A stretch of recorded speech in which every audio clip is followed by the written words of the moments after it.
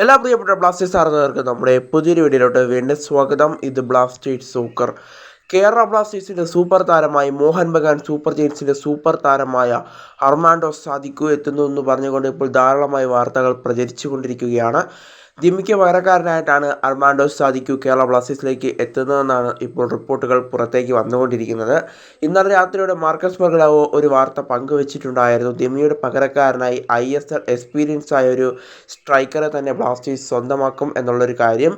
അത് 48 മണിക്കൂറിനുള്ളിൽ ആ താരം ആരാണെന്ന് കൺഫേം ആകും എന്നുള്ളൊരു കാര്യവും മാർക്കസ് വ്യക്തമാക്കിയിട്ടുണ്ടായിരുന്നു.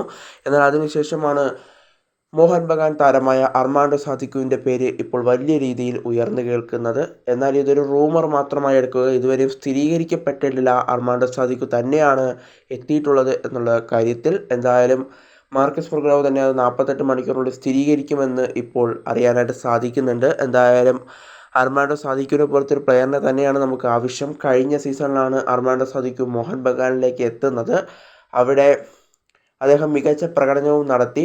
22 മത്സരങ്ങൾ കളിച്ച താരം മോഹൻ ബഗാന് വേണ്ടി 8 ഗോളും 1 അസിസ്റ്റും നേടുകയുണ്ടായി. മികച്ച പ്ലെയർ തന്നെയാണ് അർമാൻഡോ സാദിക്കു. കൂടാതെ കഴിഞ്ഞ സീസണിലും ബ്ലാസ്റ്റേഴ്സും അർമാൻഡോ സാദിക്കുവിനെ സ്വന്തമാക്കാൻ ശ്രമിച്ചിട്ടുണ്ടായിരുന്നു.